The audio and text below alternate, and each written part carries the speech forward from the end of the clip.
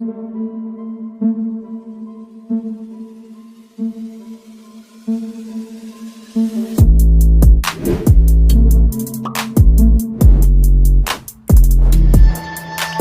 दोस्तों, scary story official में आप सबका स्वागत है।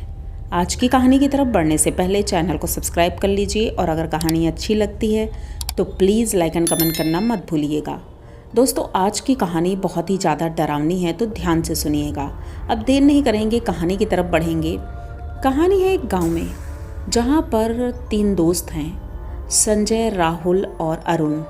ये तीनों दोस्त हैं और ग्रेजुएशन कर चुके हैं और जॉब की तलाश में हैं, लेकिन गांव में जॉब नहीं मिल रही।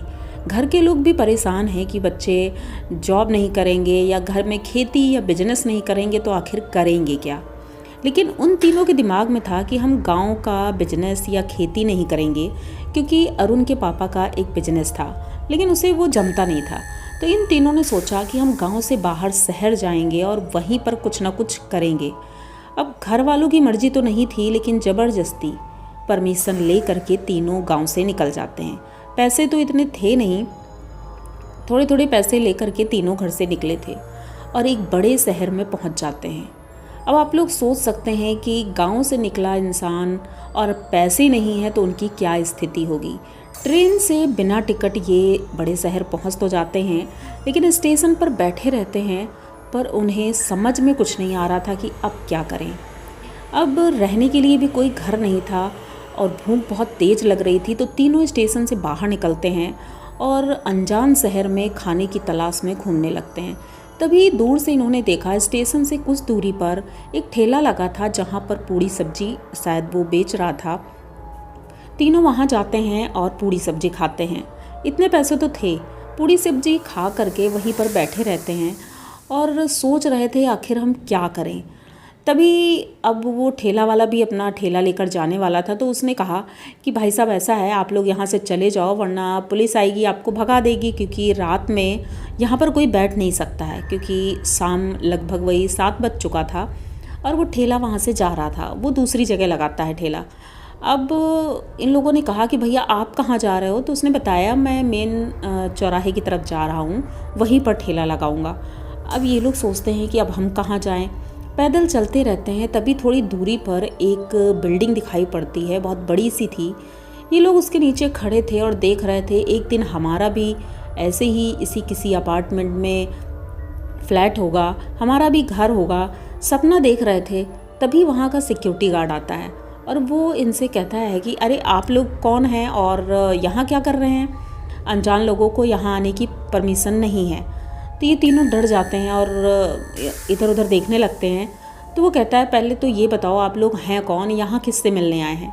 तो वो कहते हैं नहीं भैया, हम किसी से मिलने नहीं आए हैं, हमारे लिए तो ये शहर अनजान है और हम गांव से यहाँ काम की तलाश में आए हैं।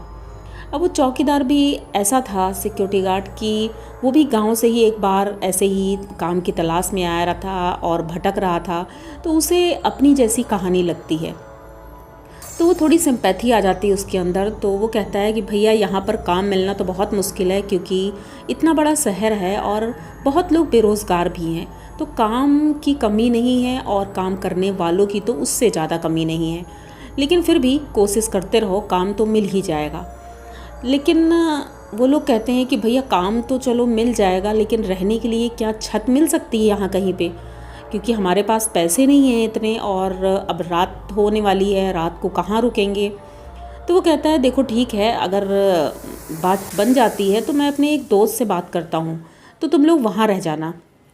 अब ये अपने एक दोस्त को फ़ोन करता है, तो वो एक बंगला है, बंगला नंबर 17, उस बंगले में वो काम करता है सिक्योरिटी गार्ड का।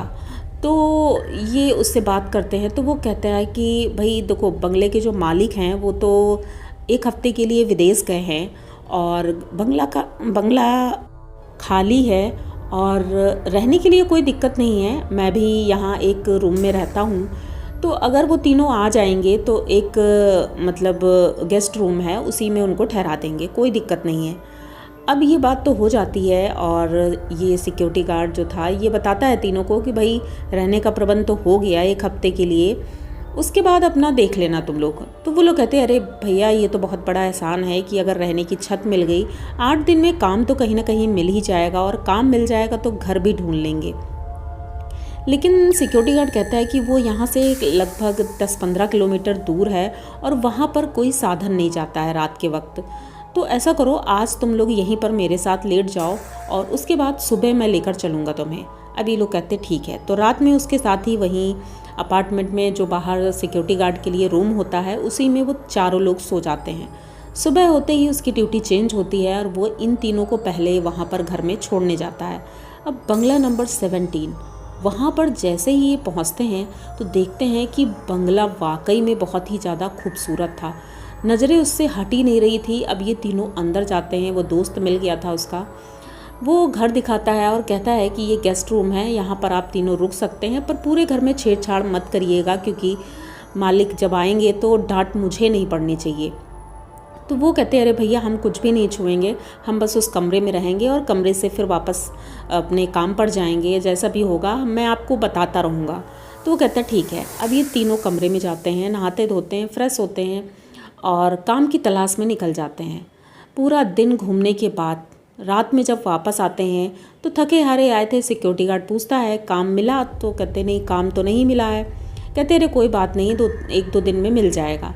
अब रात हो जाती है, लगभग 10 बज चुका था और ये तो अच्छा था कि वहाँ का जो नौकर था वो इन लोगों के लिए भी खाना बना देता है, तो खाने की भी कोई प्रॉब्लम नहीं थी। ये लोग खाना खाते हैं और सोने लगते हैं।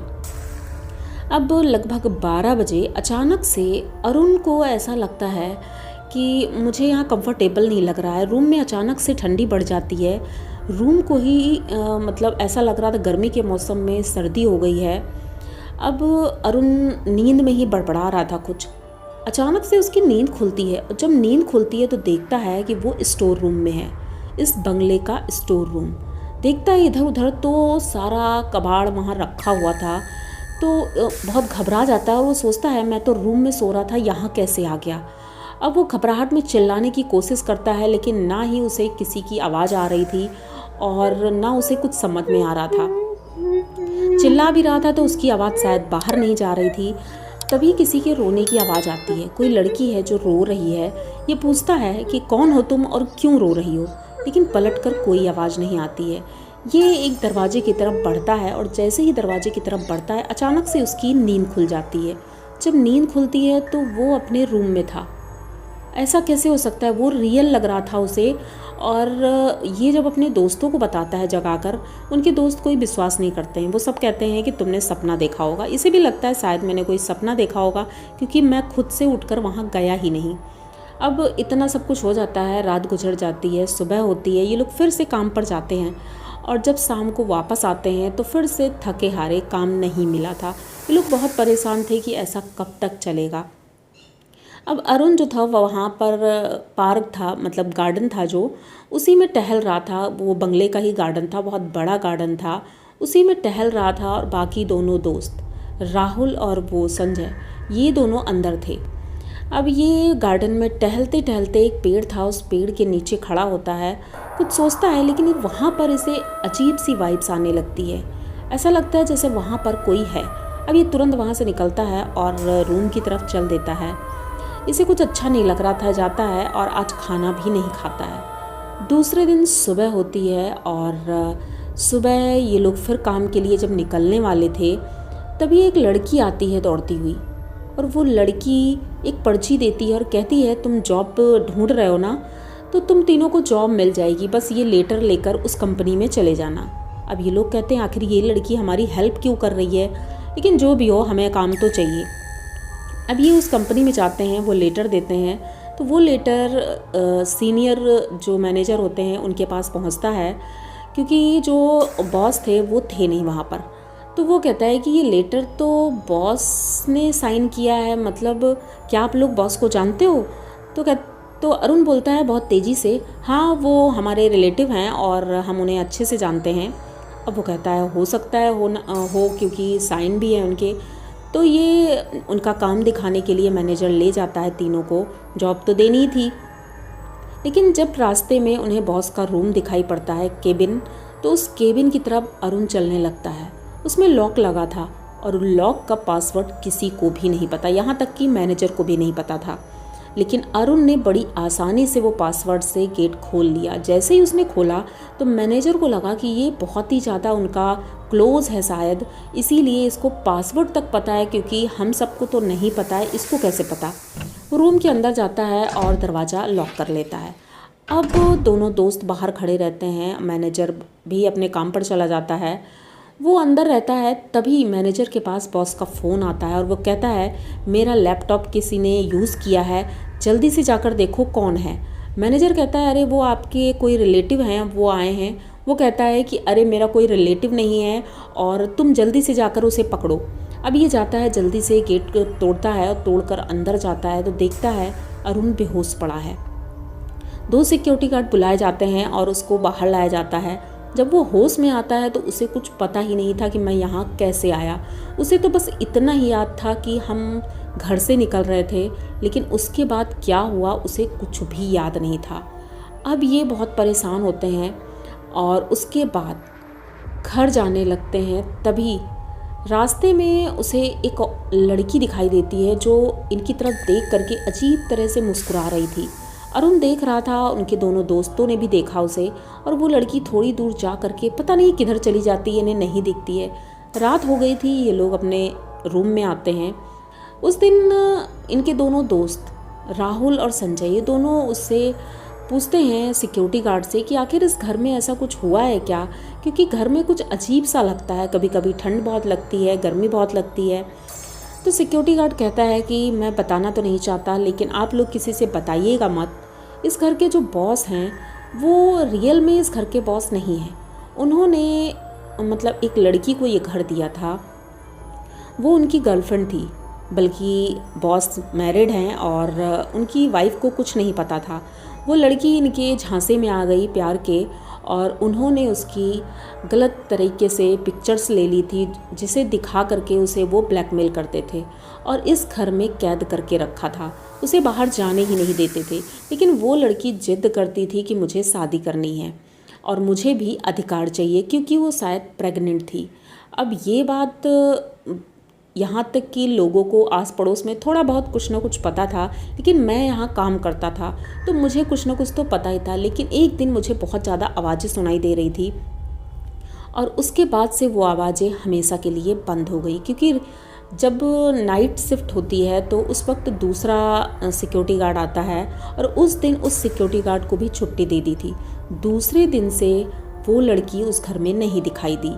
बॉस ने कहा मुझे विदेश जाना है और वो घर छोड़कर चले गए थे। तब से ये घर खाली पड़ा है और लगभग 15 दिन हो चुके हैं और ये घर खाली है। मैंने झूठ बोला कि 8 दिन हुए हैं। अब ये तीनों उसका मुंह देखते हैं तो कहते हैं आखिर वो लड़की कहाँ गई।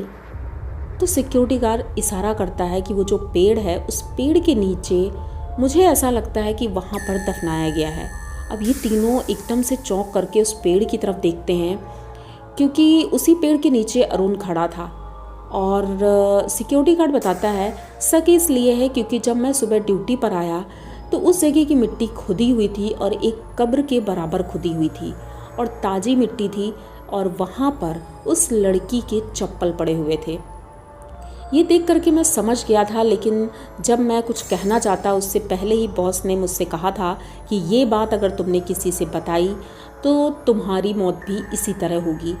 इसी डर से मैंने आज तक किसी को नहीं बताया कुछ भी। अब ये तीनों तो बहुत डर जाते हैं और वो रोने लगता है, कहता है प्लीज़ आप लोग किसी को मत बताइएगा वरना मेरी नौकरी चली जाएगी। तो ये तीनों कहते हैं कि भैया आपने हमारी इतनी मदद की तो मैं ऐसा आपके साथ नहीं करूँगा, बस हो गया शहर का झंझट, अब हमें इस शहर में नहीं रहना। ये तीनों गांव चले जाते हैं और अपनी खेती और अपना बिजनेस संभाल लेते हैं जो उनके पापा करते थे, और शहर के नाम से ही अब डर जाते हैं क्योंकि ये बंगला बहुत ही ज़्यादा खौफनाक है। इसे एक तरह से भूतिया घर भी कहते हैं। वो सिक्योरिटी गार्ड पता नहीं कैसे रहता है और वहाँ पर जो कुक आता था वो कुक भी पता नहीं कैसे करता है, क्योंकि 15 दिन हो गए हैं। सिक्योरिटी गार्ड ने बताया उस लड़की की आत्मा उस घर में दिखाई देती है, उसे सिर्फ अपना बदला चाहिए और कुछ भी नहीं। तो ये कहानी आप लोगों को कैसी लगी? अगर अच्छी लगी हो तो प्लीज़ चैनल को सब्सक्राइब करिए, लाइक कमेंट करिए, शेयर करिए और बने रहिए हमारे साथ। मिलते हैं फिर किसी नई कहानी में, तब तक के लिए डरते रहिए।